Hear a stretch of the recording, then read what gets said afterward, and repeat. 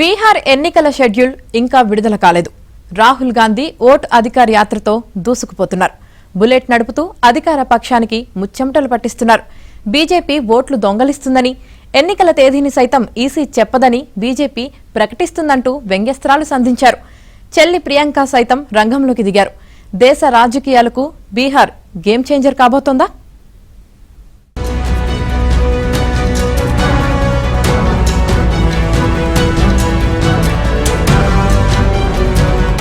నవంబర్లో బీహార్ ఎన్నికలు జరిగే ఛాన్స్ ఉంది. త్వరలోనే ఈసీ షెడ్యూల్ కూడా విడుదల చేయనుంది.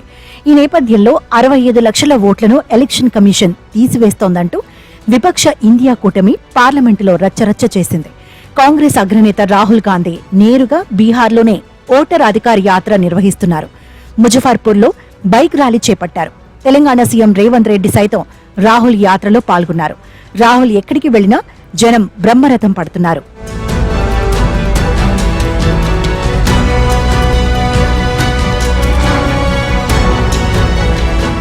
రాహుల్తో కలిసి ఆర్జేడీ నాయకుడు తేజస్వీ యాదవ్, ఇతర ఇండియా కూటమి నేతలు చురుగ్గా పాల్గొంటున్నారు. వృద్ధాప్యం వల్ల నితీష్ కుమార్ ఎన్నికల ప్రచారంలో బాగా వెనుకపడ్డారు.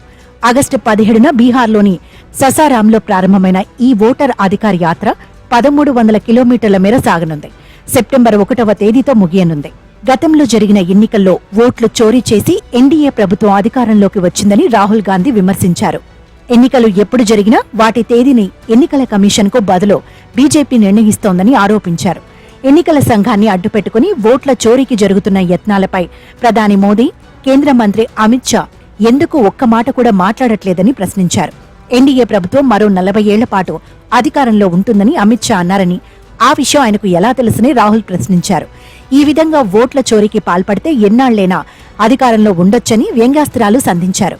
కొన్నేళ్ల క్రితం గుజరాత్ ఎన్నికల్లో మొదలైన ఈ ఓట్ల చోరీ ఇప్పుడు కేంద్ర ప్రభుత్వం వరకు వచ్చిందన్నారు. ప్రతి రాష్ట్రంలో ఎన్నికలకు ముందు ఖచ్చితంగా ఎన్నికల తేదీలను మారుస్తారని ఆరోపించారు.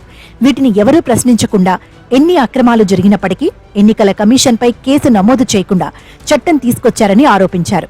మహారాష్ట్ర, కర్ణాటక, మణిపూర్ వంటి రాష్ట్రాల్లో కొత్త ఓటర్లను చేర్చి బీజేపీ విజయం సాధించిందన్నారు. मैंने भाषणों में कहा भैया 50% की जो दीवार है रिजर्वेशन की उसको हम तोड़ देंगे, बिना वोट के नहीं तोड़ सकते, सवाल नहीं उठता। हम मतलब भाषण देते रह जाएंगे।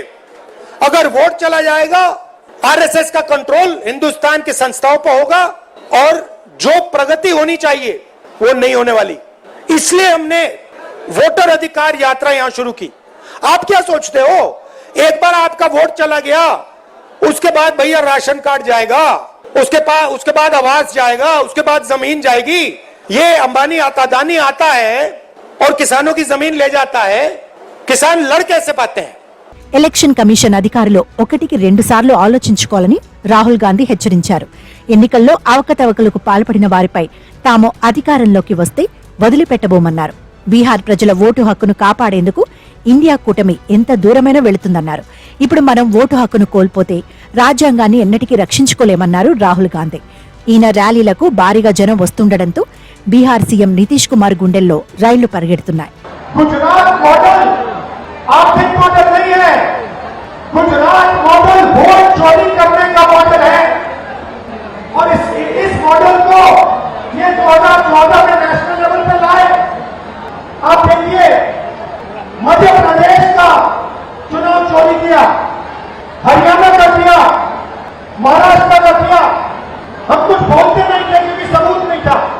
जैसे हमने माधेपुरा में दिखाया, सबूत के साथ हम आपको दिखाएंगे। గుజరాత్ లో ఊరు పేరు లేని రాజకీయ పార్టీలకు 4300 కోట్ల రూపాయల డొనేషన్స్ ఎలా వచ్చాయని ప్రశ్నించారు రాహుల్ గాంధీ. 2019 నుంచి 2024 మధ్యలోనే ఈ విరాళాలు వచ్చాయన్నారు. అసలు ఈ విరాళాలు ఎవరిచ్చారు, ఎందుకిచ్చారన్న విషయాలపై ఎలక్షన్ కమిషన్ దర్యాప్తు జరపాలని కోరారు. అటు రాహుల్ యాత్రలో తమిళనాడు నుంచి జమ్మూ కశ్మీర్ వరకు ఇండియా కూటమి నేతలంతా పాల్గొంటుండడం కొత్త ఊపు తెస్తోంది.